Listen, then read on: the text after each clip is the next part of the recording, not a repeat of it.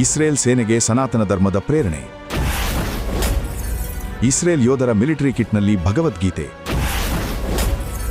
ಯೋಧರ ಬಾಯಲ್ಲಿ ಹನುಮಾನ್ ಚಾಲೀಸಾ.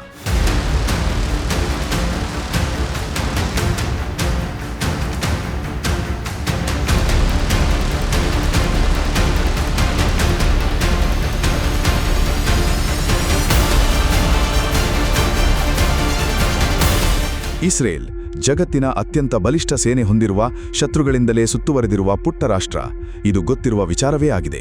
ಆದರೆ ಇಸ್ರೇಲ್ಗೂ ಸನಾತನ ಧರ್ಮಕ್ಕೂ ಇರುವ ನಂಟಿನ ಬಗ್ಗೆ ನಿಮಗೆ ಗೊತ್ತೇ? ಇಸ್ರೇಲ್ ಸೇನೆಯಲ್ಲಿ ಭಗವದ್ಗೀತೆಯ ಅಧ್ಯಾಯಗಳನ್ನು ಕಡ್ಡಾಯವಾಗಿ ಓದಲಾಗುತ್ತಿದೆ ಎಂದರೆ ನೀವು ನಂಬುತ್ತೀರಾ? ಹೌದು, ಇದು ಅಕ್ಷರಶಃ ಸತ್ಯ.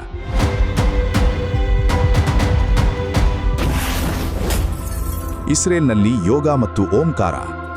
Starting with soldiers who've experienced PTSD, not just PTSD in light of October 7th and the subsequent war, but also soldiers that have been traumatized and suffering from all kinds of issues in combats and other types of fighting situations even before the October 7th massacre. ಇತ್ತೀಚೆಗೆ ಇಸ್ರೇಲ್ನಿಂದ ಕೆಲವು ರೋಮಾಂಚಕಾರಿ ವಿಡಿಯೋಗಳು ಹೊರಬಂದಿವೆ. ಇದರಲ್ಲಿ Israel defence force ಯೋಧರು ತಮ್ಮ ಬಂದೂಕುಗಳನ್ನು ಬದಿಗಿಟ್ಟು ಕಣ್ಮುಚ್ಚಿ ಓಂ ಎಂದು ಜಪಿಸುತ್ತಾ ಮಾನಸಿಕ ಏಕಾಗ್ರತೆಯನ್ನು ಸಾಧಿಸುತ್ತಿದ್ದಾರೆ.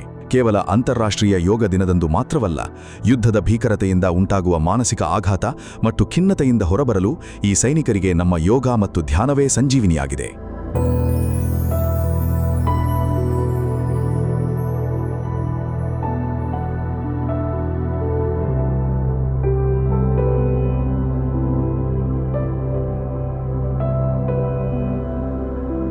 ನಿಮಗೆ ಆಶ್ಚರ್ಯವಾಗಬಹುದು, ಇಸ್ರೇಲಿ ಯೋಧರ ಮಿಲಿಟರಿ ಕಿಟ್ನಲ್ಲಿ ಭಗವದ್ಗೀತೆಯ ಅನುವಾದಿತ ಪ್ರತಿ ಕಡ್ಡಾಯವಾಗಿರುತ್ತೆ.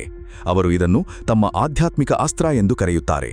ಮಹಾಭಾರತದ ಕುರುಕ್ಷೇತ್ರದಲ್ಲಿ ಶ್ರೀಕೃಷ್ಣ ಅರ್ಜುನನಿಗೆ ನೀಡಿದ ಧರ್ಮ ಮತ್ತು ಕರ್ಮದ ಪಾಠವನ್ನು ಇಸ್ರೇಲ್ನ ಸೇನಾಧಿಕಾರಿಗಳು ಜಗತ್ತಿನ ಅತ್ಯುತ್ತಮ ಯುದ್ಧತಂತ್ರ ಎಂದು ನಂಬುತ್ತಾರೆ. ಕರ್ಮಣ್ಯೇ ವಾಧಿಕಾರಸ್ತೆ ಮಾ ಫಲೇಷು ಕದಾಚನ ಮಾ ಕರ್ಮಫಲ ಹೇತುರ್ಭೂರ್ ಮಾತೆ ಸಂಗೋಸ್ತ್ವ ಕರ್ಮಣಿ. ಗೀತೆಯ ಈ ಶ್ಲೋಕ ಗಡಿಯಲ್ಲಿ ಕರ್ತವ್ಯ ನಿಭಾಯಿಸುವಾಗ ಅವರು ವಿಚಲಿತರಾಗದಂತೆ ಕಾವಲಾಗಿ ನಿಲ್ಲುತ್ತದೆ ಎಂದು ಅವರು ನಂಬುತ್ತಾರೆ. ಇಸ್ರೇಲಿ ಯೋಧರ ಬಾಯಲ್ಲಿ ಹನುಮಾನ್ ಚಾಲೀಸಾ.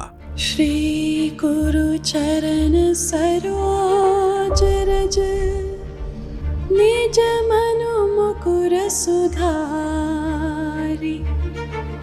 ಪರನೋ ರಘುವರ ಬಿಮಲ ಜಸು.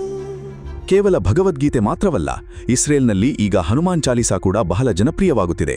ಇನ್ನೊಂದು ಕುತೂಹಲಕಾರಿ ವಿಚಾರವೆಂದರೆ, ತಮ್ಮ ಕಡ್ಡಾಯ ಮಿಲಿಟರಿ ಸೇವೆ ಮುಗಿಸಿದ ಸಾವಿರಾರು ಇಸ್ರೇಲಿ ಯುವಕರು ವಿಶ್ರಾಂತಿಗಾಗಿ ಲಂಡನ್ ಅಥವಾ ಪ್ಯಾರಿಸ್ಗೆ ಹೋಗುವುದಿಲ್ಲ. ಬದಲಾಗಿ ಅವರು ನೇರವಾಗಿ ಭಾರತದ ಹಿಮಾಲಯ, ಲಡಾಖ್, ರಿಷಿಕೇಶ್ ಮತ್ತು ಪುಷ್ಕರ್ನತ್ತ ಬರುತ್ತಾರೆ. ಇಲ್ಲಿ ಆಶ್ರಮಗಳಲ್ಲಿ ಉಳಿದು ಯೋಗ ಕಲಿಯುತ್ತಾರೆ, ಹೋಮ ಹವನಗಳಲ್ಲಿ ಪಾಲ್ಗೊಳ್ಳುತ್ತಾರೆ ಮತ್ತು ಹಿಂದೂ ಧರ್ಮದೊಂದಿಗೆ ತಮ್ಮನ್ನು ತಾವು ಬೆರೆತು ಹೋಗುತ್ತಾರೆ. ಇಸ್ರೇಲಿ ಕಮಾಂಡರ್ ಒಬ್ಬರು ಹೇಳಿದಂತೆ, ಯುದ್ಧ ಭೂಮಿಯಲ್ಲಿ ದೈಹಿಕ ಶಕ್ತಿಗಿಂತ ಮಾನಸಿಕ ಶಕ್ತಿ ಮುಖ್ಯ. ಭಾರತದ ಯೋಗವಿದ್ಯೆ ನಮಗೆ ಒಡೆಯಲಾಗದ ಆಂತರಿಕ ರಕ್ಷಾಕವಚವನ್ನು ನೀಡಿದೆ. ಇದೇ ಕಾರಣಕ್ಕೆ ಇಸ್ರೇಲ್ ಮತ್ತು ಭಾರತದ ನಡುವೆ ಕೇವಲ ರಾಜತಾಂತ್ರಿಕ ಸಂಬಂಧ ಮಾತ್ರವಲ್ಲ, ಆಧ್ಯಾತ್ಮಿಕ ಮತ್ತು ಸಾಂಸ್ಕೃತಿಕ ಬಂಧವು ಆಳವಾಗಿ ಬೆಳೆದಿದೆ. ನಮ್ಮ ಸನಾತನದತ್ತ ವಿದೇಶಿಯರು ಮುಖ ಮಾಡುತ್ತಿದ್ದಾರೆ ಎನ್ನುವುದೇ ಸಂತೋಷದ ವಿಚಾರ. ಅದರಲ್ಲೂ ಭಗವದ್ಗೀತೆಯನ್ನು ಒಂದು ದೇಶದ ಸೇನೆಯೇ ಅನುಸರಿಸುತ್ತಿರುವುದು ಭಾರತೀಯರಿಗೆ ನಿಜಕ್ಕೂ ಹೆಮ್ಮೆಯ ಸಂಗತಿ. ನೀವೇನಂತೀರಿ?